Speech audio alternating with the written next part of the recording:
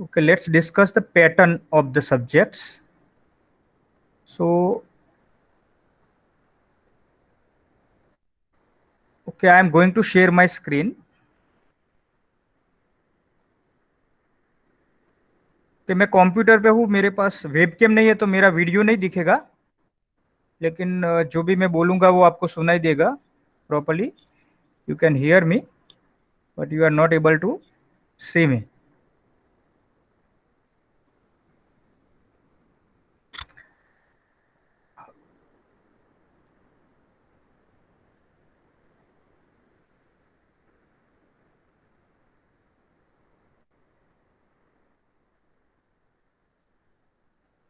Are you able to see the screen, everybody? Yes, sir. Okay. Yes, sir.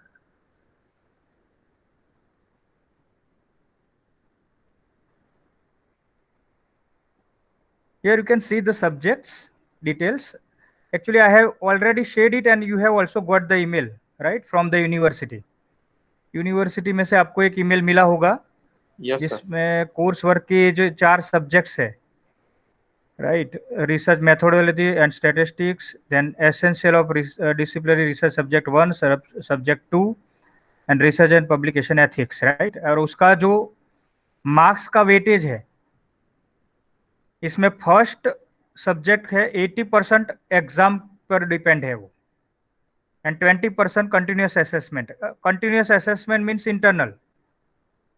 वो आपको क्या करना होगा, असाइनमेंट सबमिट करना होगा मुझे, तो मैं आपका वो 20% कंटिन्यूस असेसमेंट कर दूंगा. 80% यूनिवर्सिटी एग्जाम में से आपको मिलेगा.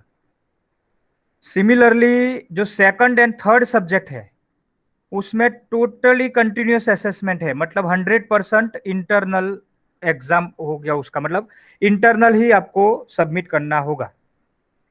इंटरनली आपको असाइनमेंट सबमिट करने होंगे मुझे, तो मैं आपका इवोल्यूशन करके यूनिवर्सिटी को आपके मार्क्स भेज दूंगा, राइट. और जो फोर्थ सब्जेक्ट है उसमें 60% यूनिवर्सिटी एग्जाम होगा और 40% continuous exam means internal exam होगा. इंटरनल एग्जाम में आपको क्या करना है, मुझे असाइनमेंट सबमिट करना है. समझ गए आप? Okay, if you have any query you can ask. यहाँ 80 मार्क्स है फर्स्ट सब्जेक्ट में, 80 मार्क्स यूनिवर्सिटी एग्जाम से आएंगे, 20 मार्क्स इंटरनल मैं दूंगा. और सेकंड एंड थर्ड सब्जेक्ट में, सेकंड सब्जेक्ट में 100 मार्क्स वो इंटरनल होगा और 50 मार्क्स वो भी इंटरनल होगा. थर्ड सब्जेक्ट में 50 मार्क्स का वो सब्जेक्ट है, उसमें totally it's internal assessment. So total मिला के यहाँ पे बहुत सारा इंटरनल है, एक्सटर्नल बहुत कम है. तो इंटरनल में आपको क्या करना होगा, चारों सब्जेक्ट्स का सिलेबस आपको मिल गया होगा, तो आपको मुझे इसके वेटेज के हिसाब से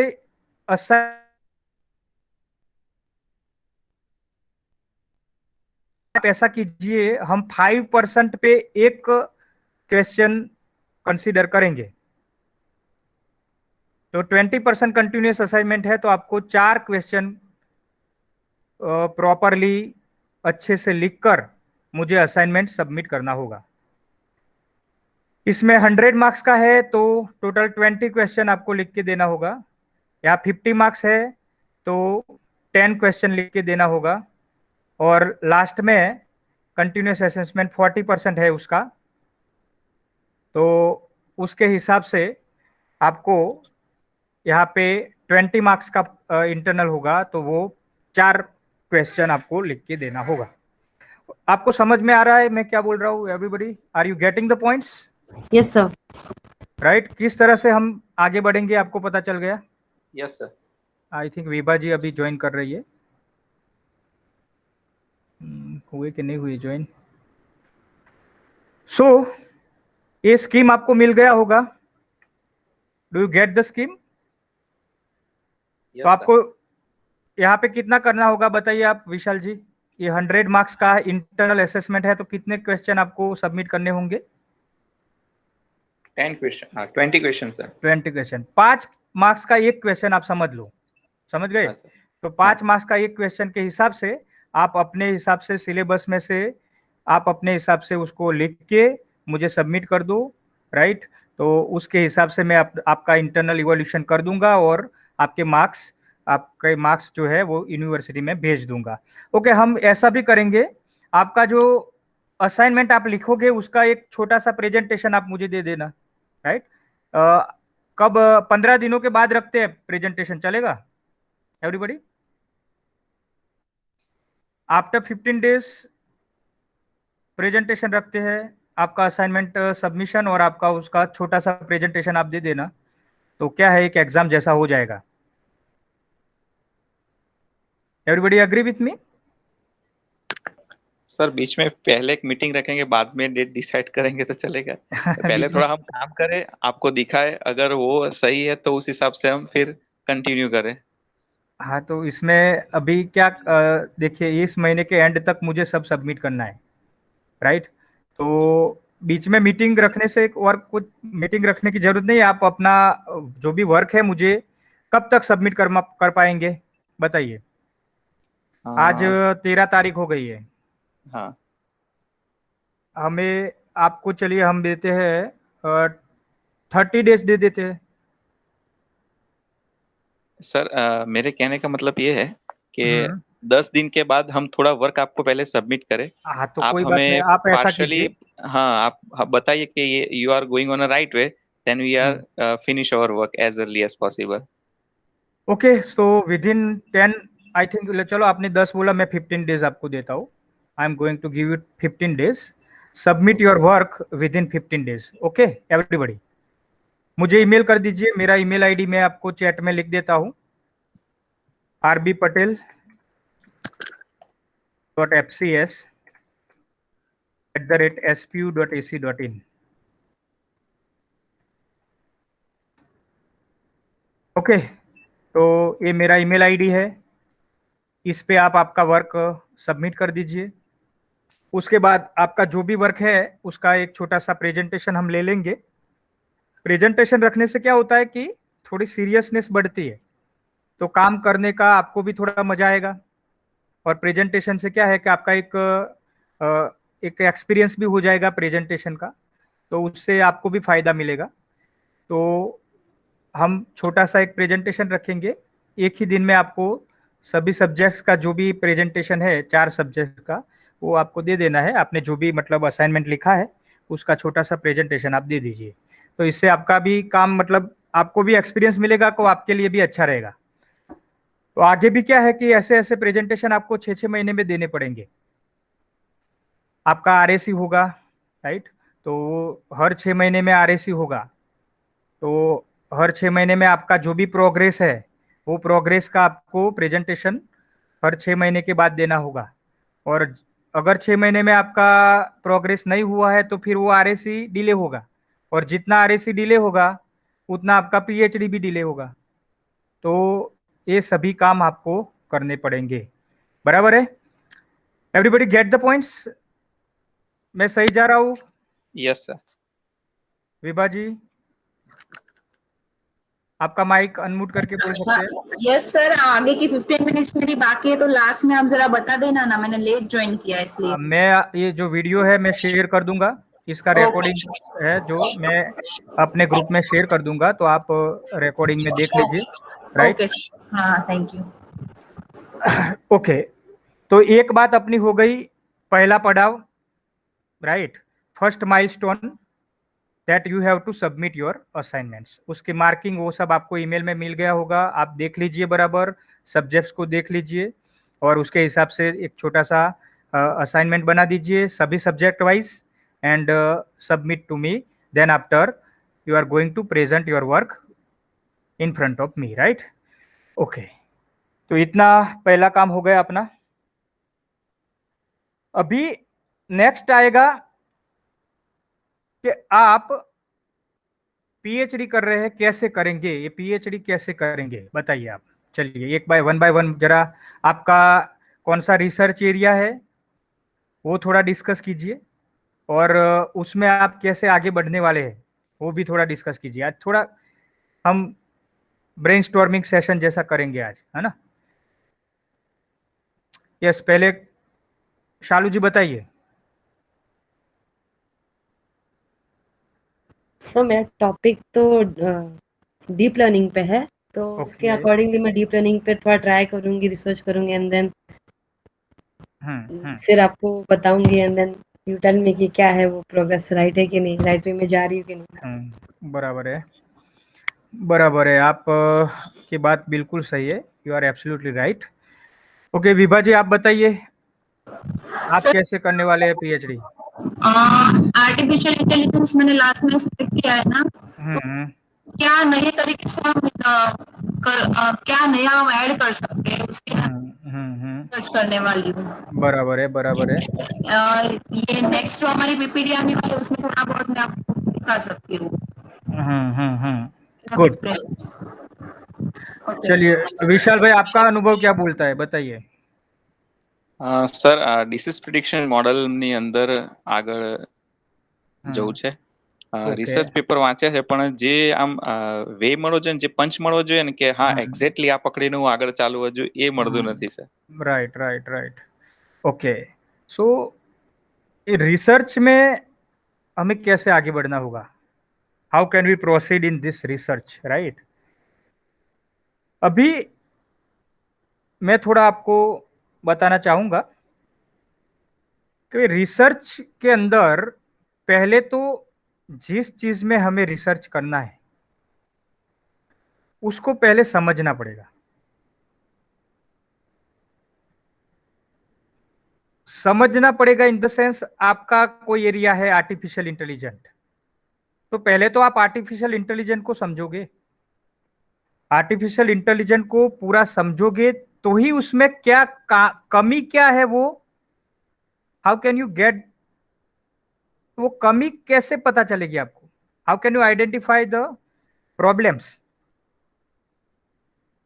बहुत कुछ रिसर्च ऑलरेडी हुआ है, किसी भी सब्जेक्ट में आप जाएंगे already lots of research already done. So अभी आपको भी कुछ रिसर्च करना है, तो अभी कैसे करेंगे? किसी बात को पहले पूरी समझ लिए, समझे बिना तो आगे कुछ होगा नहीं। तो पहली एफर्ट्स आपको कौन सी लगानी है कि पहले तो एरिया को समझो, एरिया को पूरा समझो।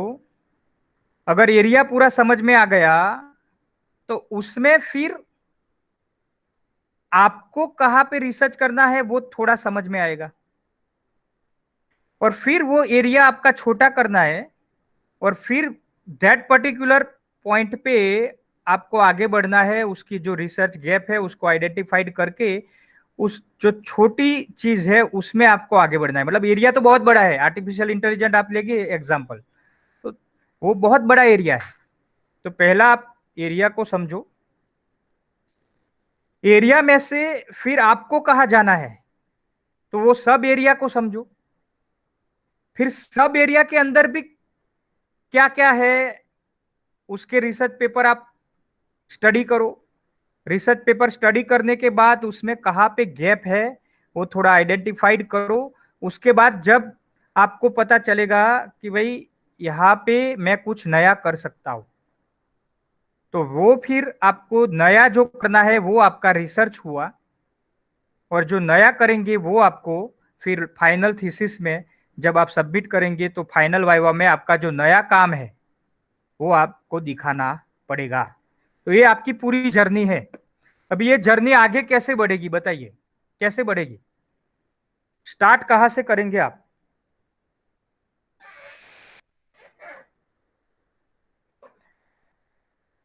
यस आकाश भाई, आपका थोड़ा एक्सपीरियंस है, बताइए आप। हाँ sir, first of all we have to download our research paper which is our research area. Then in that kind of research paper we have to also find out review paper. So ultimately it will helpful to our research area.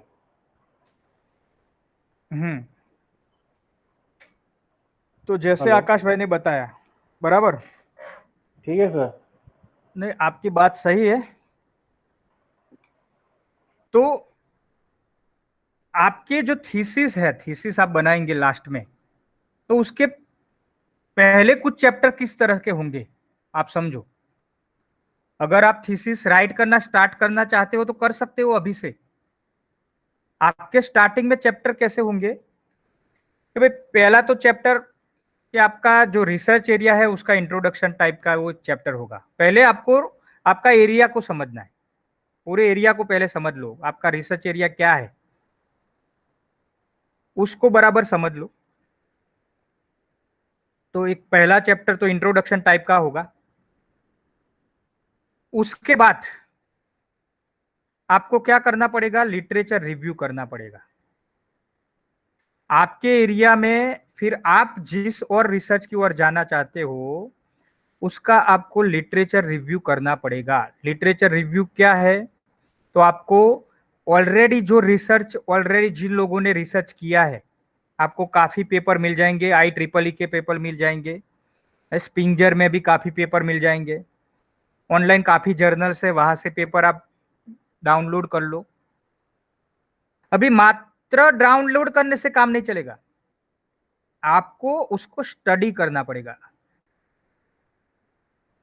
Area को समझे बिना आप research में आगे नहीं बढ़ सकते।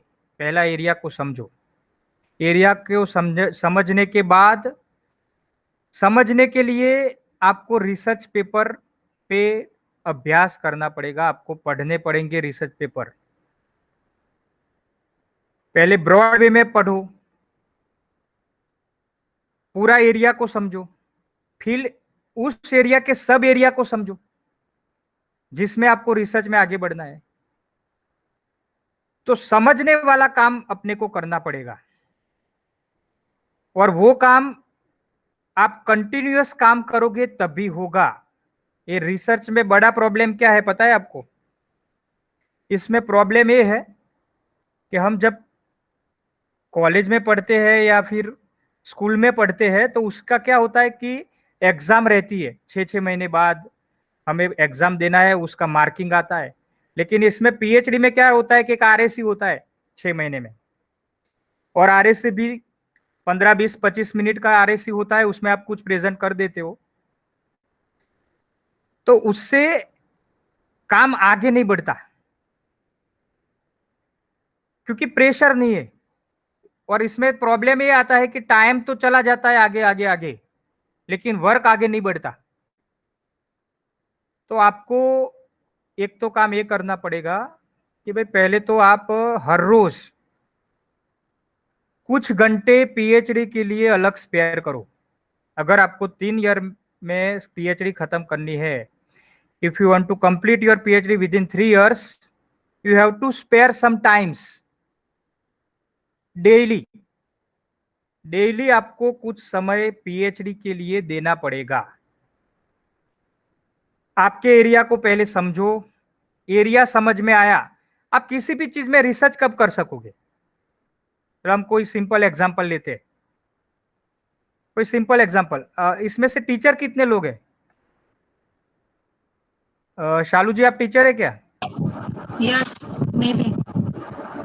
Vibha ji sir कहाँ पे टीचर है आप? मैं वहाँ यहाँ पर स्कूल है Surat diamond association girls high school, वहाँ पर। कौन से गांव में, कौन से सिटी में? सूरत में, सूरत में ही। सूरत में। शालू जी आप कहाँ पे है? सर मैं टीचर नहीं हूँ। आप टीचर नहीं है? ओके, तो क्या करते हैं आप? स्टूडेंट है? सर आप मतलब अभी कोई आपका कोई जॉब क्या है, कुछ चालू है क्या? हाँ सर चालू है। कहाँ पे जॉब कर रहे हैं? सर मुंबई में ही करती हूँ। बॉम्बे में है आप? हाँ सर। और किस तरह की जॉब है आपकी? सर IT डिपार्टमेंट के रिगार्डिंग में नेटवर्क टीम में मैं काम करती हूँ, नेटवर्किंग फील्ड में। नेटवर्किंग में है। और आपका सब्जेक्ट एरिया कौन सा है? सर डीप लर्निंग पे है सर। डीप लर्निंग पे है, ओके। Yes sir. और विशाल भाई आप टीचर है क्या? हाँ यस सर, BCA कॉलेज में यहाँ पे सूरत में। BCA कॉलेज सूरत में है, बराबर बराबर, ओके। सो कौन सा सब्जेक्ट पढ़ाते हैं विशाल भाई? VB.NET sir. VB.NEट आप पढ़ाते हैं, राइट। अभी आप ऐसा सोचिए कि VB.NET में आपको कुछ नया करना है जो अभी तक किसी ने नहीं किया, राइट? तो पहला काम क्या होगा आप समझो, आप बताइए पहला काम आप क्या करेंगे? VB.NET के बारे में आपको कुछ पता नहीं है और आपको कुछ बोला गया कि भाई आप VB.NET में कुछ ऐसा कुछ नया करके बताओ, VB.NET का यूज करके चलो, नया कुछ ना करो तो कोई VB.NET का यूज करके नया एप्लीकेशन बनाओ या वेबसाइट बनाओ, ऐसा आपको कोई बोले तो आपको क्या करना पड़ेगा पहले बताइए? सबसे पहले सारे कंट्रोल, सारी फंक्शनलिटी मुझे पढ़नी पड़ेगी, उसका आर्किटेक्चर समझना पड़ेगा। तो पहले तो आपको VB.NET का आर्किटेक्चर आपको पूरा समझना पड़ेगा, उसमें CLR क्या है, नेम स्पेस क्या है, क्लासेस कैसे वर्क करते हैं, right? You have to understand all this things. Yes sir. पूरा फ्रेमवर्क आपको पहले एक बार समझ में आएगा, फिर डिफरेंट टाइप्स के कंट्रोल्स को आप समझोगे, कंट्रोल्स की जो इवेंट्स है, मेथड्स है, उसको आप समझोगे, वो मेथड इवेंट कैसे वर्क करती है उसको आप समझोगे, यस सर। राइट? कौन सी क्लास लाइब्रेरी है जिसको आप यूज करके आप प्रोग्रामिंग करोगे, पहले सिंपल प्रोग्रामिंग करोगे ना, पहले तो क्या समेशन, सब्सट्रैक्शन, इस टाइप का प्रोग्रामिंग करोगे, फिर उसके आगे थोड़ा आगे बढ़ोगे तो फिर कोई लूपिंग वाला प्रोग्रामिंग करोगे, लूपिंग के समझने के बाद फिर फॉर ईच वाला कोई जो लूप मतलब एडवांस लूप में जाओगे, उसके बाद कंट्रोल पे जाओगे कि भाई मेनू बार कैसे काम करता है या स्क्रॉल बार कैसे काम करता है या फिर ड्रॉप डाउन लिस्ट कैसे काम करता है। तो उस एक एक चीज को आपको क्या करना पड़ेगा, उसके डिटेल में जाना पड़ेगा, हर एक की प्रॉपर्टीज क्या है, मेथड्स क्या है, वो सब समझने के बाद क्या होगा कि आपकी एक्सपर्टाइज आएगी VB.NET में। एम आई राइट और रॉन्ग? Yes sir. राइट। तो पहले तो आपको सब्जेक्ट को बराबर समझ लेना पड़ेगा, मेन काम यही है। एक बार सब्जेक्ट समझ में आ गया तो उसमें कुछ आप नया कर सकते हो, क्योंकि आपको नया करने का विचार कब आएगा कि आप पहले सब्जेक्ट को बराबर समझे हो तो कुछ नया करेंगे। सब्जेक्ट को ही नहीं समझे तो नया कैसे करेंगे? पॉसिबल है क्या? No sir, no sir. तो सबसे पहला काम क्या है कि आपका PhD जिस सब्जेक्ट में है, इसको आपको पहले पूरा उसको अंडरस्टैंड करना पड़ेगा, वो सब्जेक्ट में एक्चुअली क्या वर्क है, वो सब्जेक्ट का क्या मीनिंग है, वो क्या है, कैसे है, वो सब कुछ आपको पहले समझना पड़ेगा। वो समझने के बाद कुछ नया कर सकते हो। सही है? Yes sir. अभी एक बार समझ में आ गया तो नया करना कोई ज्यादा मुश्किल काम नहीं है, पहले समझना बहुत इंपॉर्टेंट चीज है। सबसे इंपॉर्टेंट चीज क्या है कि वो पहले आप उसको समझ लो। सब्जेक्ट एक बार पकड़ में आ गया तो उसमें नया कुछ भी कर सकते हो, वो ज्यादा डिफिकल्ट काम नहीं है। लेकिन सब्जेक्ट पकड़ में नहीं आया तो नया करना मतलब उसके आसपास भी आप नहीं पहुंच नहीं सकते। तो सब्जेक्ट को समझो, that is the very important thing. अभी सब्जेक्ट समझेंगे कैसे? तो अपने पास पूरा गूगल पड़ा हुआ है, आप रिसर्च पेपर डाउनलोड करो, सब्जेक्ट एरिया में जाओ, उसको समझो। समझने के लिए पढ़ना पड़ेगा, पढ़ने के बाद समझ में आएगा, और पढ़ने के बाद समझने के बाद लिखना पड़ेगा। आप समझे तो समझा सकोगे, और समझा सके तो कुछ नया कर सकोगे, ये चीज है। तो PhD में आपको पहले तो सब्जेक्ट एरिया को समझना पड़ेगा। समझने के लिए डेली आपको टाइम देना पड़ेगा, बिना टाइम दिए आप PhD में आगे नहीं बढ़ सकते। और PhD की सबसे बड़ी दिक्कत यही है कि we are not going to give the time to our PhD। हम टाइम नहीं दे पाते। एक्चुअली प्रायोरिटी में रखना पड़ेगा, PhD को प्रायोरिटी में रखना पड़ेगा। अपने पास टाइम नहीं है ऐसा नहीं है, अपने पास PhD की प्रायोरिटी नहीं है। तो PhD को खत्म करना है तो उसको प्रायोरिटी में रखो। पहला काम आप उसको मतलब पहली प्रायोरिटी आपकी होनी चाहिए कि मुझे PhD 3 साल में खत्म करना है। और खत्म करने के लिए आपको हर एक दिन डेली कुछ समय 2-3 घंटे आपको पीएचडी के पीछे देना पड़ेगा, वरना 6 महीने के बाद भी आप यहीं पे रहेंगे, 12 महीने के बाद भी आपका वो पोजीशन वहीं पे रहेगा, 2 साल बाद भी आपका पोजीशन वहीं पे रहेगा। अगर आप पीएचडी में आगे नहीं बढ़े तो वो जहां पे है वहां पे स्थिर हो जाएंगे, टाइम चलता चला जाएगा, पीएचडी वहीं पे अटका रहेगा। तो आपको सबसे पहला काम क्या करना है, डेली टाइम दो आप पीएचडी के लिए। अभी अपना स्टार्ट हुए कितना समय हो गया बताइए आप मुझे, आपका जो पिछला इंटरव्यू हुआ था उसको कितना टाइम हो गया अपना? 4 महीने सर। 4 महीने हो गए। 4 महीने में आपका कितना काम आगे बढ़ा बताइए आप? कुछ नहीं। कुछ नहीं। विभा जी आपका क्या बढ़ा? कुछ नहीं, सिर्फ इंफॉर्मेशन गैदरिंग थोड़ी बहुत हुई है। तो मैं वही बोल रहा हूँ कि पीएचडी में आगे बढ़ना है तो डेली टाइम देना पड़ेगा उसको। शालू जी आपका कैसा चल रहा है? सर नहीं, अभी तक कुछ बढ़ा नहीं, प्रोग्रेस नहीं किया। आगे प्रोग्रेस नहीं हुई ना। मैं जो बोलता हूँ मैं मेरे अनुभव से बोलता हूँ, क्योंकि मैंने भी पीएचडी किया तो मेरा भी यही दिक्कत था। आकाश भाई आप बताइए। लिटरेचर रिव्यू का is continuous sir. Literature reviews continuous છે તમારું? ओके आकाश सर, आपने कोई पेपर लिखा क्या? रिव्यू पेपर लिखा? नहीं सर, चालू है अभी लिखना। अगले वीक में हो जाएगा। अगले वीक तक एक पेपर हो जाएगा? हाँ जी। Okay very good. तो ये भी बहुत इंपॉर्टेंट चीज है, आपको कितना समझ में आया वो एक्सप्रेस कैसे होगा बताइए। विशाल भाई बताइए, आपको क्या समझ में आया वो एक्सप्रेस कैसे होगा? I don't know sir. वो आपको एक्सप्रेस करने के लिए आपका रिसर्च पेपर होना जरूरी है। Okay sir. समझे आप? आपको कितना समझ में आया, आप क्या समझे, उसका प्रूफ क्या है कि आपने उसका रिसर्च पेपर बना के पब्लिश कर दिया। यूजीसी केयर लिस्ट में जो जर्नल है उसमें आपको आपका रिसर्च पेपर पब्लिश करना पड़ेगा। एक आध दो कॉन्फ्रेंस में भी आप पेपर पब्लिश करोगे। टोटल पीएचडी खत्म करते करते हमको एटलीस्ट 5 पेपर पब्लिश करने हैं सबको, और ये आप तभी पब्लिश करोगे जब आप कुछ समझोगे। आपको कुछ समझ में आएगा तो वो आप लिख सकते हो, अगर आपको कुछ समझ में नहीं आया तो आप लिखोगे क्या? तो पहले आपको क्या लिखेंगे आप? रिव्यू पेपर लिखेंगे, रिसर्च पेपर बाद में आएगा।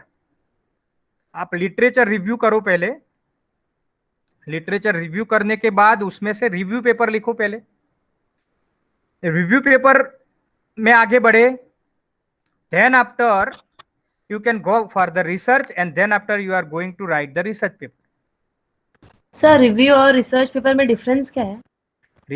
रिसर्च पेपर में आपका काम, जो भी आपने नया कुछ किया है वो काम आपको प्रैक्टिकली वहां पे आप दिखा सकते हो। रिसर्च पेपर में आपका कुछ रिसर्च होना चाहिए, आप समझे? आपने कोई मॉडल बनाया या कुछ भी आपने किया, राइट? तो उसमें आपका जो आप डीप लर्निंग बोल रहे हैं ना, तो डीप लर्निंग में आप कुछ नया करेंगे, तो जो भी नया करेंगे उसका जो रिजल्ट आएगा वो रिजल्ट आप पेपर में दिखाएंगे, तो वो आपका रिसर्च पेपर हुआ। आपका ओरिजिनल जो रिसर्च है उसको आप पेपर में दिखाएंगे, वो आपका रिसर्च पेपर हुआ। रिव्यू पेपर में क्या है कि आप जो स्टडी कर रहे हैं, अभी आपको क्या करना पड़ेगा, सब्जेक्ट को समझने के लिए आपको स्टडी करना पड़ेगा काफी पेपर्स, तो वो पेपर्स का कंपैरिजन रिव्यू करके आप उसका कंपैरिजन लिख सकते हो, राइट? ये रिव्यू पेपर कैसे लिखेंगे इसका मटेरियल आपको बहुत सारा मटेरियल यूट्यूब पे भी मिल जाएगा। अभी तो गूगल गुरु सबसे बड़ा गुरु है, तो आपको काफी इंफॉर्मेशन कैसे करना है, क्या करना है, सब गूगल पे और यूट्यूब पे मिल ही जाएगा। तो पहले आप रिव्यू पेपर लिखेंगे, रिव्यू पेपर में आपको रिसर्च नहीं दिखाना है, आपको जस्ट आपने जो पेपर रिव्यू किया उसको जो समझा उसका कंपैरिजन रख दीजिए पेपर के अंदर।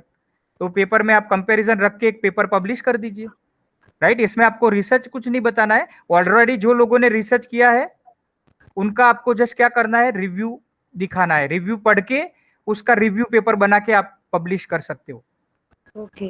राइट। तो पहले रिव्यू पेपर लिखेंगे आप लोग, उसमें आपको रिसर्च नहीं करना है, जस्ट रिव्यू। तो आपका कैसे बनेगा, आप समझ रहे हो, आपका थीसिस कैसे स्टार्ट होगा। थीसिस स्टार्ट करने के लिए रिसर्च करना जरूरी नहीं है अभी, रिसर्च तक पहुंचने से पहले भी आप काफी सारा आपका थीसिस लिख सकते हो।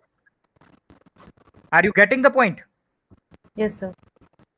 आपका आधा थीसिस तो बिना रिसर्च के लिख सकते हो आप, बाकी का आधा जो है वो रिसर्च करने के बाद लिख सकते हो। पर आधा थीसिस जो है उसको लिखने के लिए आपको क्या करना है, जस्ट पीएचडी को स्टार्ट करना है, एरिया को समझना है। एरिया का इंट्रोडक्शन आप पहले उसको मतलब समझ लो, इंट्रोडक्शन के बाद एरिया में क्या है वो समझ लो, एरिया में कैसे है वो समझ लो। तो उसके आधार पर आप रिव्यू पेपर लिखना शुरू कर देंगे और आपका थीसिस भी चलता जाएगा। आपके जो रिसर्च पेपर और रिव्यू पेपर है ना वो कहीं और नहीं होंगे, समझो आप, आपका थीसिस का ही पार्ट आप रिसर्च पेपर में और रिव्यू पेपर में आपका दिखेगा।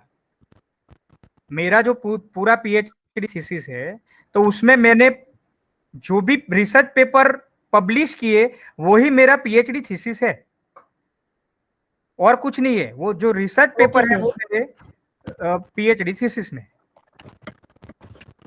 तो जैसे जैसे मैं समझता गया, मैं रिसर्च पेपर पब्लिश करता गया और उसका मेरा थीसिस आगे आगे बढ़ता गया। तो आपका थीसिस बनाने में कोई बाधा नहीं है, आप स्टार्ट करो, that is the important thing. शुरुआत करनी पड़ेगी, शुरुआत नहीं करेंगे तो आगे बढ़ना मुश्किल।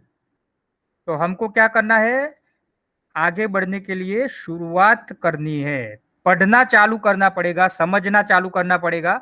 इसमें इंटरेस्ट कब आएगा वो भी मैं आपको बता देता हूं। इसमें इंटरेस्ट तभी आएगा जब आप उसको समझने लगोगे। सब्जेक्ट को समझ गए बिना आपका इंटरेस्ट भी आएगा नहीं। एक बार समझ में आ गया फिर घंटों आप बैठेंगे पीएचडी में, आपको थकान महसूस नहीं होगी। You are not going to tired. काफी घंटों के घंटों बैठे रहेंगे तो भी थकान नहीं होगी। जब तक सब्जेक्ट समझ में नहीं आएगा तब तक आप थक जाओगे, मानसिक थक जाओगे। तो मानसिक थकान से अगर आपको मुक्ति चाहिए तो सब्जेक्ट को समझ लो, सब्जेक्ट एरिया को बराबर समझो।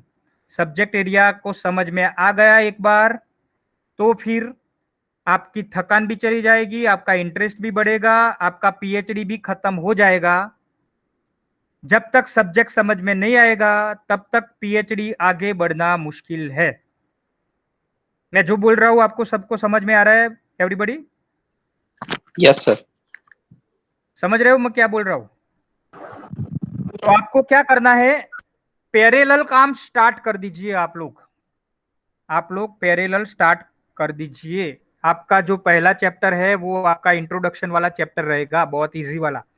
आपको सब्जेक्ट को समझना है, समझ के लिखना है। ओके, इसमें प्लेगेरिज्म वाला एक बहुत बड़ा मुद्दा है, वो भी आप समझो। प्लेगेरिज्म क्या है पता है सबको? प्लेगेरिज्म क्या है? યસ સર, કાલે સેશન હતો એમાં ઘણી ખરી ખબર પડી. ઘણી ખરી ખ્યાલ આવી ગયું? હા સર. આકાશભાઈ પ્લેગેરિज्म ખ્યાલ છે? हाँ हाँ सर। शालू जी आपको? Plagiarism, yes sir. हमारा जो सर थीसिस है उसको प्लेगरिज्म 10% से ज्यादा नहीं जाना चाहिए। हाँ, ये प्लेगरिज्म जो है ना, वो अभी जो पीएचडी के नए रूल्स आए हैं उसमें ये आपकी थीसिस पूरी प्लेगरिज्म चेक होगा उसका।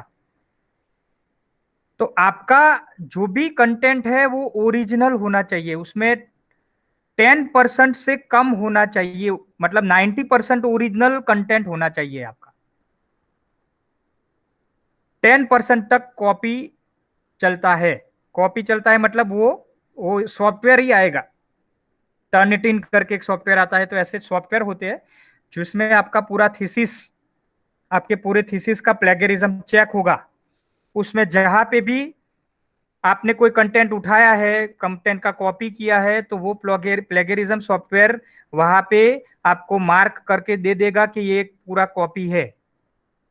तो उसके आपको समझना पड़ेगा। प्लेगरिज्म नहीं होना चाहिए, आपके कंटेंट ओरिजिनल होना चाहिए। आप लास्ट में सब कंटेंट लिखने बैठोगे तो वो खत्म होगा नहीं। आपको क्या करना पड़ेगा, थोड़ा थोड़ा थोड़ा थोड़ा हर रोज लिखना पड़ेगा। तो लिखना कोई बड़ी बात नहीं है, स्टार्ट कर दीजिए।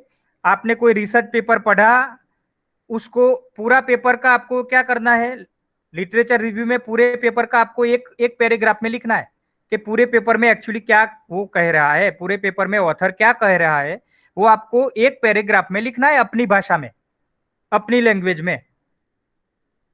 उसमें से आपने कॉपी पेस्ट किया तो वो प्लेगरिज्म दिखाएगा। तो प्लेगरिज्म वाला पीएचडी थीसिस में चलेगा नहीं। तो आप जो भी पढ़ोगे उसको आपको अपनी भाषा में, अपनी लैंग्वेज में आपको लिखना है, ओरिजिनल कंटेंट। और वो कब होगा, थोड़ा थोड़ा आप हर रोज लिखेंगे तो होगा। चलिए आप मुझे बताइए, महीने में कितने दिन होते हैं?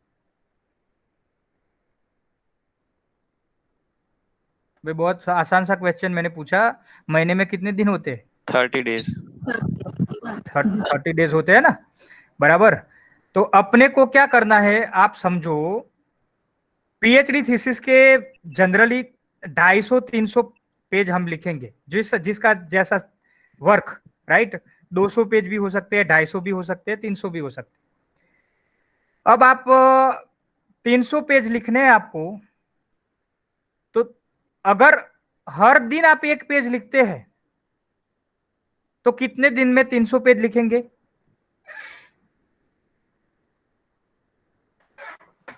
300 डेज। 300 डेज मतलब लेस देन 1 ईयर। यस। हाँ, अगर आपकी लिखने की जो कैपेसिटी है, अगर पर डे आप एक पेज लिखते हो तो भी आप 300 दिन में आपका थीसिस खत्म कर सकते हो। आपके पास कितने साल है? 3 साल। 3 साल है। तो उसका मतलब है कि पूरे दिन में आप पूरा पेज भी मत लिखो, 3-4 दिन में आप एक पेज लिख सकते हो कि नहीं लिख सकते? Are you getting the point? 5 दिन में एक पेज।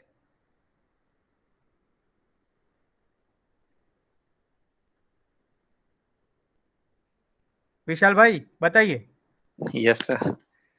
इज इट पॉसिबल और नॉट? હા પોસિબલ તો છે, પણ એક પેજ લખવા માટે સર 4-5 કલાકનું રીડિંગ ને બધું શોર્ટલિસ્ટ કરીએ ત્યારે એક પેજ લખી શકીએ ને? 5 દિવસનું રીડિંગમાં એક પેજ આપણે લખી શકીએ કે ના લખી શકીએ? હા લખી શકીએ।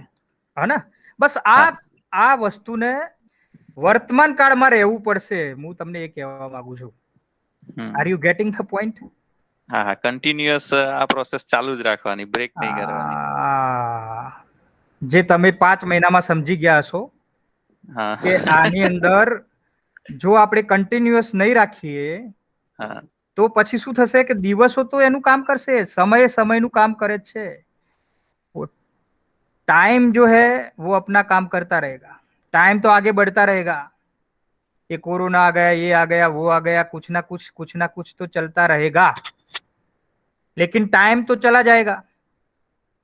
फिर उसमें प्रॉब्लम क्या होगी कि टाइम चला जाएगा, वर्क आगे नहीं बढ़ेगा, पीएचडी आगे नहीं बढ़ेगा, आपका कॉन्फिडेंस बिल्टअप नहीं होगा। कॉन्फिडेंस बिल्टअप नहीं होगा तो आप फिर आपका आरएसी लेट करेंगे, आरएसी लेट करेंगे, पीएचडी लेट होगा। और हमें क्या करना है, सभी स्टूडेंट्स का पीएचडी इन टाइम कंप्लीट करना है। और मैंने बोला उस तरह से कि हमें अगर हमारे पास 3 साल है, एक दिन में एक पैराग्राफ भी लिखना है अपने को, बराबर। 5 दिन का हम पढ़ाई करेंगे, 2-2 घंटे या 1-1 घंटा भी कर लो चलो, तो 5 दिन में काफी कुछ आप पढ़ सकते हो, काफी रिसर्च पेपर को आप पढ़ सकते हो और उस रिसर्च पेपर का रिव्यू भी आप लिख सकते हो। तो जब तक आप रिसर्च पेपर पढ़ेंगे तभी आपको एरिया समझ में आएगा, और एरिया एक बार समझ में आया तो ही कुछ नया रिसर्च कर पाएंगे। आपको रिसर्च गैप ढूंढनी पड़ेगी, आपके एरिया में क्या रिसर्च गैप है और आप किस तरफ आगे बढ़ेंगे, तो वो आपको ढूंढ के फिर आगे बढ़ना पड़ेगा, कुछ नया तो बनाना पड़ेगा। तो एक बार वो सब्जेक्ट समझ में आ गया, एरिया समझ में आ गया, तो नया बनाना मुश्किल काम नहीं है, इट्स वेरी सिंपल। पर पूरा एरिया समझ में आना चाहिए। डॉटनेट समझ गए तो कुछ भी बना सकते हो बाद में, है ना विशाल भाई? यस एक बार सर। डॉटनेट को बराबर समझ लिया तो फिर क्या होगा, अगर समझ लिया तो फिर बच्चों को भी समझा सकते हो। Yes sir. अगर समझे ही नहीं तो बच्चों के आगे भी विश्वास कैसे आएगा? फिर क्या होगा कि चलो आज लेक्चर नहीं लेते, कल लेते हैं। कॉन्फिडेंस कम होता जाएगा। हाँ, तो रिसर्च कोई बहुत बड़ी चीज नहीं है, आप बहुत इजीली कर सकते हो। आपको क्या करना है, वर्तमान काल में चलना है। तो वर्तमान काल में कैसे चलेंगे, मैंने वैसे भी आपको बता दिया। 250-300 पेज लिखने हैं आपको थीसिस में। 3 साल है आपके पास, 365 दिन होते हैं हर साल का। 300 पेज लिखने हैं, अपने पास 3 गुना टाइम है, 3 गुना या 4 गुना, 4 गुना टाइम है। एक पेज लिखने के लिए 4 दिन में एक पेज लिख सकते हैं अपन। बहुत इजी काम है ना? चालू जी बताइए। Yes sir. 4 दिन में एक पेज लिख सकते हैं कि नहीं लिख सकते? हाँ सर, समझ के, कर सकते है ना, अपनी अपनी लैंग्वेज में। हैं। Yes sir. विभा जी, हाँ सर, लिख सकते हैं। है ना? तो बहुत बहुत डिफिकल्ट चीज नहीं है। जस्ट आपको वर्तमान काल में रहना है, याद रखना है कि मेरा पीएचडी चल रहा है, उसको प्रायोरिटी में रखना है। प्रायोरिटी में रख के हर रोज 1-2 घंटे देने हैं। आपका थीसिस आज से स्टार्ट करना हो तो कर दीजिए। आप रिसर्च पेपर डाउनलोड करो। जस्ट काफी उसमें क्या होता है पता है आपको? काफी बार ऐसा भी होता है कि हम लोग डाउनलोड तो करते रहते हैं, लेकिन पढ़ाई नहीं हो पाती उसकी। डाउनलोड काफी मटेरियल हो जाता है, पूरा का पूरा 1 GB 2 GB 5 GB तक डाउनलोड कर लिया, लेकिन डाउनलोड कर लिया लेकिन उसको पढ़ेगा कौन? इंपॉर्टेंट चीज क्या है कि उसको समझ के फिर अपनी लैंग्वेज में उसको रिफ्लेक्ट करके उसका 1 पेपर आना चाहिए, और वो जो 1 पेपर आया उसका रिसर्च पेपर बना दीजिए आप। समझे? तो ऐसे रिसर्च पेपर आपके बनते जाएंगे, थीसिस भी आगे बढ़ती जाएगी, और आपका पीएचडी भी इन टाइम कंप्लीट हो जाएगा। तो बताइए, आप पहला रिसर्च पेपर कब सबमिट कर रहे हैं? विशाल भाई, अपना पहला रिसर्च पेपर कब आएगा बताइए? पहले ही असाइनमेंट सबमिट कर दे, बाद में रिसर्च पेपर लिखना है। सर एक सवाल, असाइनमेंट तो 10 दिन में हो जाएगा। સર આ જે અસાઇનમેન્ટ છે એ પ્રિન્ટેડ ફોર્મમાં તમને સોફ્ટ કોપી એ મુક કરવાની ને કે आपको હેન્ડ રિટન લખીને એના સ્ક્રીનશॉट? हैंड रिटन नहीं लिखना है। हाँ। आपको वर्ड में बना देना है, ઓકે बराबर, और उसका पीडीएफ बना के भेज दो या फिर वर्ड में भेज दो, चलेगा। ઓકે, અને એ ક્વેશ્ચન એ અમારે જ બનાવી દેવાના અને એના આન્સર પણ અમે હા, બનાવી દઈએ, અને એની લેન્થ એપ્રોક્સિમેટ એવું કઈ કે કન્ટેન્ટ આવી જવું જોઈએ બધું? कंटेंट इंपोर्टेंट है, लेंथ इंपोर्टेंट नहीं। Okay sir. Are you getting the point? Yes sir. Content is important, length is not important.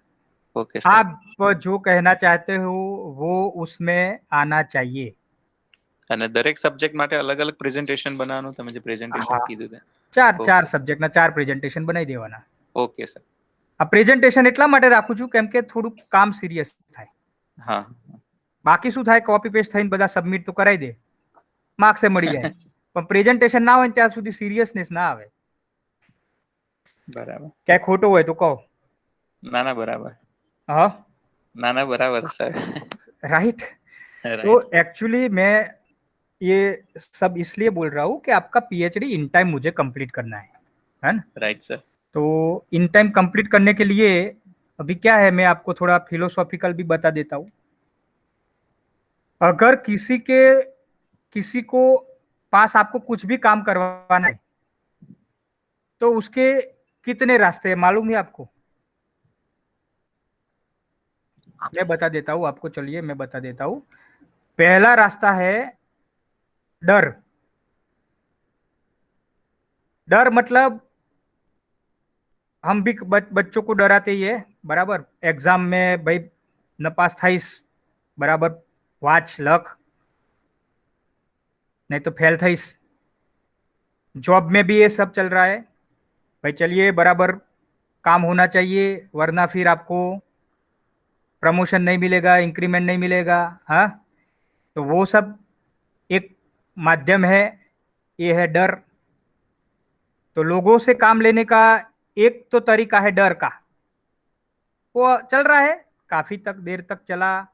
मतलब आप देखो कि भाई वो जो भी अपनी राजनीति देख लो, या फिर पूरा जो भी इतिहास है वो आप देख लो, जो भी राजा हुए अभी तक, आई थिंक हम आजाद हुए उसके पहले पहले सभी जगह पे यही फैक्टर चल रहा था, काम लेने का।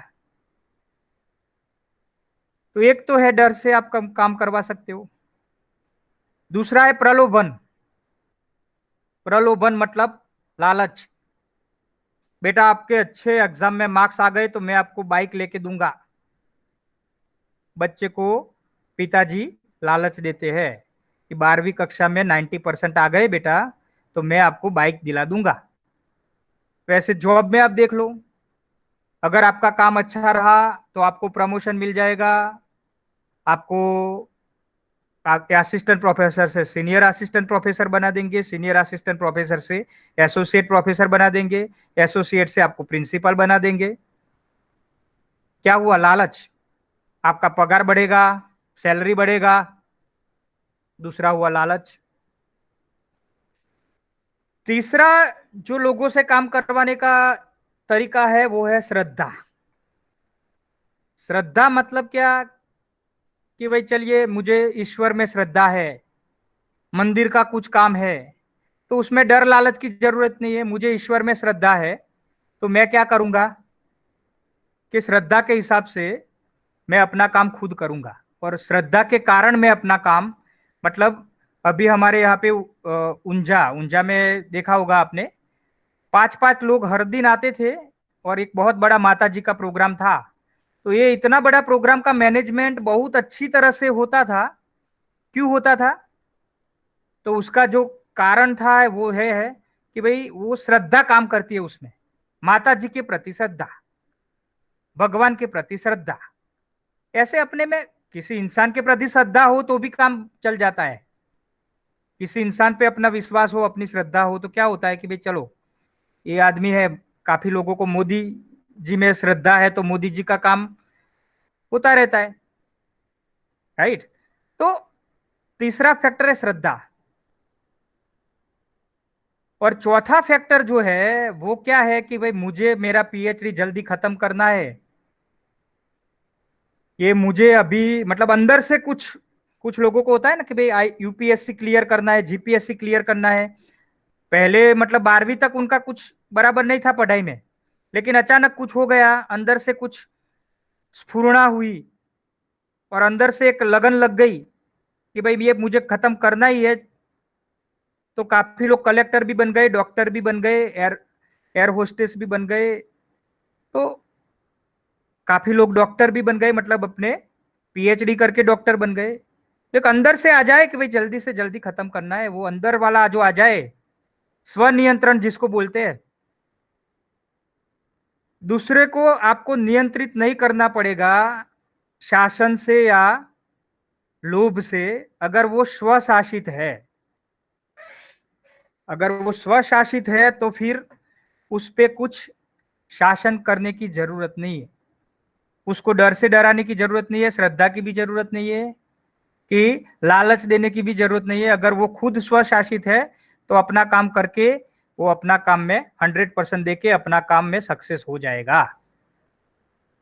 तो ये 4 रास्ते हैं काम करने के, 5वां है नहीं। इससे ज्यादा होता नहीं, इससे कम में चलता नहीं। तो आप बताइए अभी आप कौन से रास्ते पे जाएंगे, बताइए।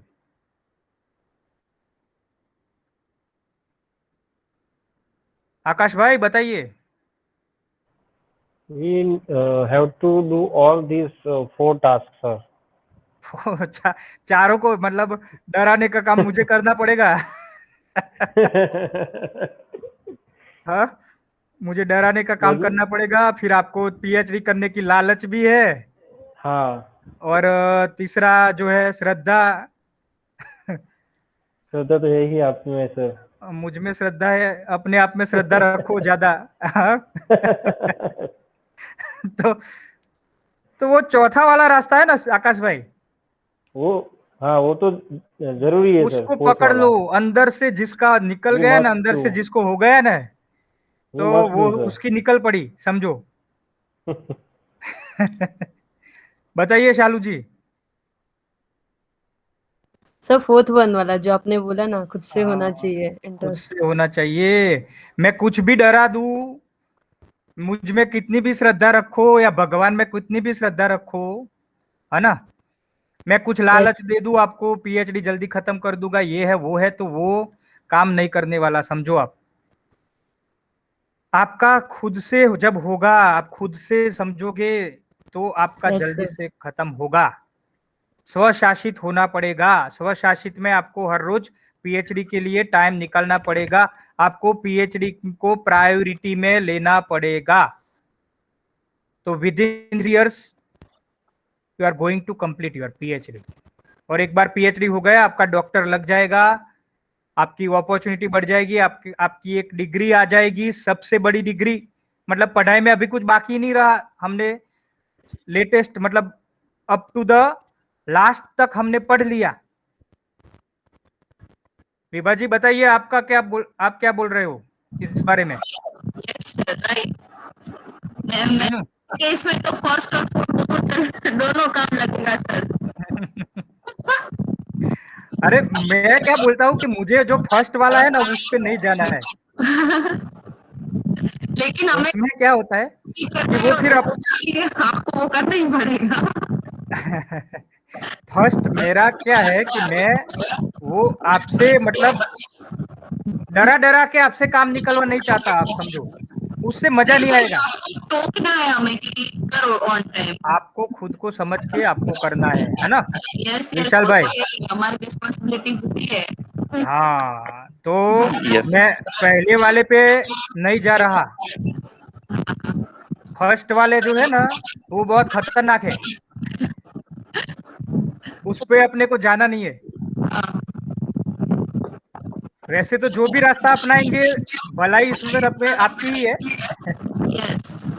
लेकिन अपने को क्या है कि वो लास्ट वाला अगर हम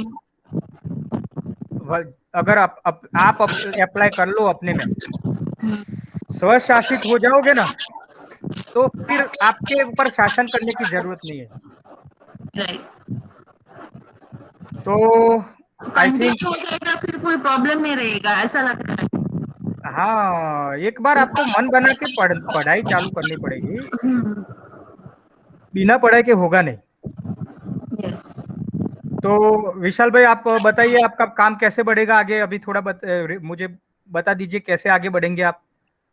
सबसे पहले तो जो मेरा टॉपिक है उसके ऊपर मैं ज्यादा से ज्यादा पेपर पढूं। उसमें से सभी पेपर में से कुछ कुछ आपने बताया उस तरीके से कुछ एक पैराग्राफ अपने वर्ड्स में लिखूं। हम्म इस तरीके से ज्यादा पेपर मैं पढ़ूंगा तो उसी हिसाब से उसमें से ही मेरा लिटरेचर रिव्यू बनता जाएगा बस बस बस, और उसी में से मेरा रिव्यू पेपर बनेगा। सही है। ओके। और उसमें से ही रिसर्च गैप हाँ, मिलेगी, और रिसर्च, उसमें हाँ। से ही आपका रिसर्च भी हो जाएगा। हाँ, और सर ये जो लंबे लंबे नाम रखते हैं वो कैसे सेट करते होंगे ये? वो वो सभी का क्वेश्चन का आंसर पढ़ाई में है, समझने से ही सब कुछ मिलेगा। Okay sir. आपको क्या करना पड़ेगा कि नाम कैसे रखना है, तो आपका जो एरिया है उसको आप शोध गंगा के बारे में सुना है आपने? शोध गंगा, हाँ हाँ सर, शोध गंगा में पेपर शोधेला છે है ना? जो। शोध गंगा में काफी थीसिस मिलेगी आपको। शोध हाँ गंगा करके वेबसाइट है, उसमें हाँ, जो भी लोग पीएचडी करते हैं ना, वो उनका जो थीसिस है वो थीसिस शोध अपलोड गंगा હોય में છે। हाँ। अपलोड करते हैं, राइट? तो उसमें से आपके एरिया का जो लोगों ने रिसर्च किया है, तो उसको आप डाउनलोड करो, उसके टाइटल को आप थोड़े टाइटल समझो, तो उसके हिसाब से आपको भी आपका टाइटल मिलेगा। Okay sir. समझे? Yes sir. सब कुछ सब्जेक्ट पे आने से, सब्जेक्ट को समझने से ही मिलेगा। जब यस तक आप सर। सब्जेक्ट में नहीं जाओगे तब तक नई टाइटल मिलेगा, नई रिसर्च मिलेगा, नई रिव्यू होगा, कुछ नहीं होगा। સર उसके આપણે એવું लिए કઈ ટાઈમ લિમિટ હોય છે કે આટલા ટાઈમમાં મારે સબ્જેક્ટનું પરફેક્ટ સબ્જેક્ટનું નામ જમા કરાવવાનું? Within 6 months okay. તમારું પહેલી આરએસી થશે ને, એમાં તમારું આ બધું ટાઇટલ ક્લિયરિંગ કરાવવાનું રહેશે. તમારું ટાઇટલ ક્લિયર થઈ જવું જોઈએ, બરાબર. રાઈટ? તો રાઈટ. તમારું જે પ્રપોઝલ અને ટાઇટલ ક્લિયરિંગ પહેલી આરએસીમાં જ ક્લિયર થશે. એના પછી જેમ જેમ તમે વર્ક કરતા જાઓ, जैसे जैसे आप काम करते जाओगे, आपका जो भी प्रोग्रेस है आपको हर 6 महीने आरएससी में दिखाना पड़ेगा। उसके लिए एक वो कमिटी बैठेगी आपका रिव्यू करने के लिए, और जैसे जैसे आपके आरएससी खत्म होते जाएंगे ऐसे वैसे आपका पीएचडी काम आगे बढ़ता जाएगा। काफी लोगों के आरएससी तो हो जाते हैं लेकिन फिर थीसिस नहीं बन पाता, क्योंकि वो उसमें क्या है, प्लेगरिज्म बहुत बड़ी चीज है। आपको पहले से ही प्लेगरिज्म को ध्यान में रख के आपका लिखना शुरू कर देना पड़ेगा। प्लेगरिज्म को पहले से ही आप, मतलब प्लेगरिज्म आए ही क्यों, स्टार्टिंग में से आप ओके, आप जब भी जो भी लिखे ना उसका रेफरेंस आप वो देख लेना। जो भी लिखो रेफरेंस कहां से लिया वो नीचे लिखते रहने का है। वो आप कुछ थीसिस पढ़ लो, सबको आप लोग थीसिस का 2-3 थीसिस का आप पहले देख लो कि वो लोग रेफरेंस देते हैं ना, कौन में वो लिखते हैं 1 नंबर, तो वो 1 यस सर, नंबर हाँ कौन ये तो से खबर पेपर છે का सर. है, वो आपको जब भी आप कुछ लिखते हो कौन से पेपर से आपने लिया वो सब लिखते रहो जो साथ साथ में। ऐसा ना हो कि फिर आपने कुछ लिख दिया पर कहां से वो रेफरेंस लिया था वो आपको पता ही ना हो। Everybody getting the point? Akash Yes, भाई? sir. Yes Yes, sir, getting the point. है ना? तो ये Yes, बहुत एक चीज मिस ना हो जाए, क्योंकि आप जो भी लिखते हो वो रेफरेंस कहाँ का है, उसका मतलब टाइटल के साथ ऑथर का नाम, टाइटल का नाम, कौन से जर्नल में लिया, कौन से पेज पे लिया, उसका फॉर्मेट ही होता है, उसका पर्टिकुलर फॉर्मेट होता है। तो आप उस फॉर्मेट में वो रेफरेंस भी साथ साथ में लिखते रहो, क्योंकि आपने जो कुछ भी लिखा है वो कौन से रेफरेंस से आया वो आपको साथ साथ में उसको भी लेते रहना पड़ेगा। कि थीसिस आगे जैसे जैसे बढ़ेगी वैसे वैसे क्या होगा, उसको अरेंजमेंट, उसका अरेंजमेंट भी प्रॉपरली आपको करते रहना पड़ेगा। तो बाद में रेफरेंस ढूंढने जाएंगे तो नहीं मिलेगा। तो ये सब भी ध्यान में रखने की बाबत। ओके, तो आई थिंक काफी चीजें हमने डिस्कस कर ली। आपको कैसे आगे बढ़ना है वो भी आपने देख लिया। आपका थीसिस आधा तो आप अभी भी लिख सकते हो, स्टार्ट कर दो तो। इंट्रोडक्शन का चैप्टर है, लिटरेचर रिव्यू का चैप्टर है, राइट? Ronak sir, हाँ, for computer science students, I think so. For reference purpose, I think so. IEEE reference is utilized. I think so. you can use that IEEE format.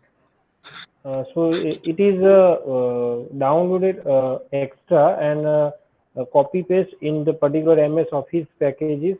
Then it will be utilized.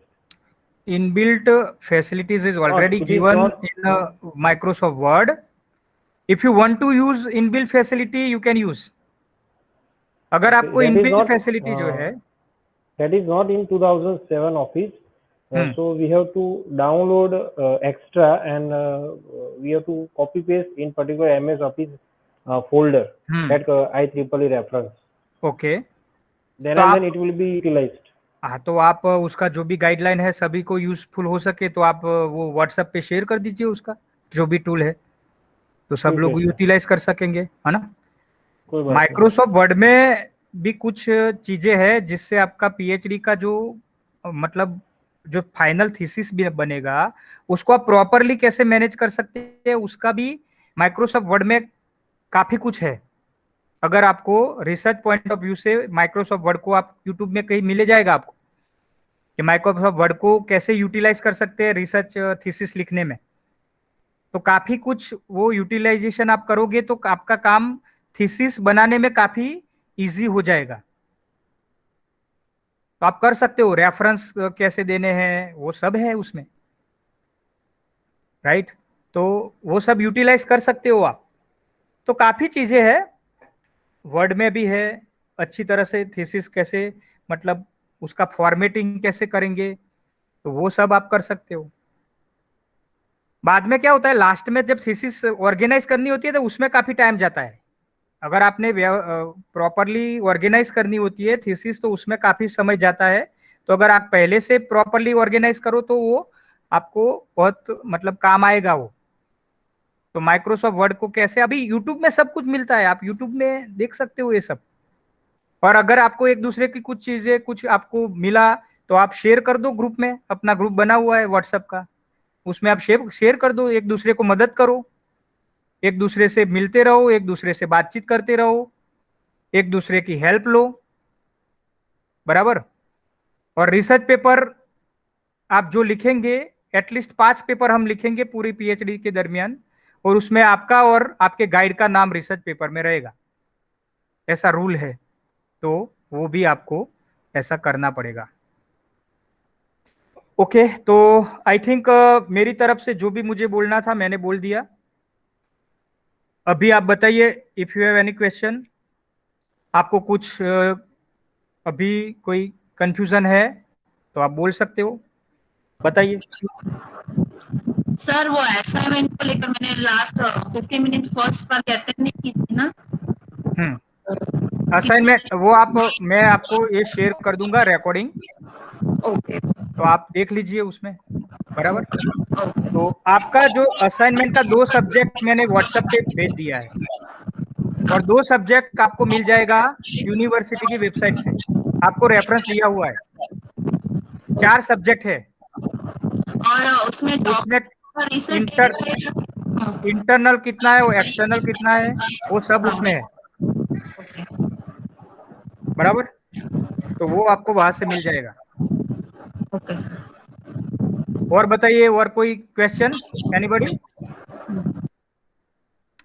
तो I think जो मैं बोलना चाहता था मेरी बात आप तक पहुंची होगी। और आप अपना पीएचडी को प्रायोरिटी में लीजिए। पहली तो चीज यही है कि आपको प्रायोरिटी में रखना पड़ेगा, बराबर। अपने पास टाइम नहीं है ऐसा नहीं है, अपनी प्रायोरिटी नहीं है, तो प्रायोरिटी जिसकी होगी उसको हम पहले करेंगे। तो आपको प्रायोरिटी बनानी पड़ेगी, पीएचडी को प्रायोरिटी बनानी पड़ेगी। उसके लिए वर्तमान में रहना पड़ेगा। वर्तमान में रहने के लिए हर रोज काम करना पड़ेगा, हर रोज 2 घंटे निकालो, 3 घंटे निकालो। जैसे जैसे आपका इंटरेस्ट बढ़ेगा आपका काम ऑटोमेटिकली, आपके घंटे बढ़ जाएंगे, मतलब आपका काम करने का जो आवर्स टाइम है वो बढ़ेगा। तो जब तक इंटरेस्ट लाना पड़ेगा इसमें, सब्जेक्ट को जैसे आप उसके अंदर जाओगे, उसके अंदर घुसोगे, तो ही सब्जेक्ट समझ में आएगा। और एक बार सब्जेक्ट समझ में आ गया तो फिर पीएचडी बहुत इजी लगेगा और आप बहुत इजीली उसको कंप्लीट कर पाओगे, राइट। तो आई थिंक मेरी बात सब तक पहुंच गई होगी। मैं जो कहना चाहता हूं मैंने आई थिंक आपको मैसेज कन्वे कर दिया है। कैसे आगे बढ़ेंगे हम वो भी आपको कन्वे हो गया होगा। प्लेगरिज्म की बात आपको समझ में आ गई होगी। रिसर्च पेपर आपको लिखने हैं वो समझ में आ गया होगा। थीसिस लिखना है वो समझ में आ गया होगा। तो आई थिंक मैंने अपनी तरफ से पूरा ट्राई किया आपको कैसे आगे बढ़ना है। अगर आपको कोई भी कंफ्यूजन है, ओके, एक बात और रह गई। यूनिवर्सिटी में से अभी एक परिपत्र आया था कि भाई हर महीने आपको आपका प्रोग्रेस के लिए मुझे कांटेक्ट करना है और क्या प्रोग्रेस हुआ उसको आपको दिखाना है। हम 6 महीने में आरएसी तो होगा, लेकिन हर महीने आपका जो भी प्रोग्रेस है वो प्रोग्रेस रिपोर्ट हमें यूनिवर्सिटी में भेजना होगा। तो आपने जो भी काम किया वो आपको हर महीने वो आप मुझे देंगे। हम लोग महीने में एक बार इंटरेक्ट करेंगे, आप मुझे फोन कर सकते हो, कॉल कर सकते हो, या फिर ऐसे गूगल मीट में भी मीटिंग कर सकते हैं हम लोग। तो आपका जो भी प्रोग्रेस है वो मुझे वो रिपोर्ट बना के उसका हर महीने वहाँ यूनिवर्सिटी में भेजना पड़ता है। तो उसका फॉर्मेट भी मैं आपको भेज दूंगा व्हाट्सएप पे। तो ये जो परिपत्र आया हुआ है अभी लेटेस्ट में 2-3 महीने पहले ही आया है, तो उसके हिसाब से हर महीने यूनिवर्सिटी में आपका प्रोग्रेस हमें भेजना पड़ेगा। ये सब क्यों हो रहा है? क्योंकि हर महीने करेंगे तो क्या है कि आप थोड़े काम में बिजी रहोगे, आपको थोड़ा टेंशन आपको पीएचडी का रहेगा, तो आपका काम भी आगे बढ़ेगा। तो यूनिवर्सिटी ने ऐसा एक परिपत्र कर दिया कि भाई हर महीने आपका प्रोग्रेस वहां तक पहुंचना चाहिए। तो वो प्रोग्रेस रिपोर्ट भी मैं आपको भेजूंगा, आपको ही वो पूरा भर के आपका प्रोग्रेस हम डिस्कस कर लेंगे, और बाद में मैं साइन करके उसको हर महीने यूनिवर्सिटी में भेज दूंगा। तो आई थिंक अपना पीएचडी कैसे आगे बढ़ने वाला है, कैसे हम आगे बढ़ेंगे, सब कुछ समझ में आ गया होगा। और आई थिंक विशाल जी बराबर है, आपका कोई क्वेश्चन नहीं है अभी? ना sir. Vibha ji? No sir. Shalu ji समझ में आ गया सब कुछ? Yes sir. आकाश भाई? Yes, sir. So let's conclude. Thank you very much. Okay. Have a nice day. Thank you. Thank you sir. Thank you sir. Thank you sir.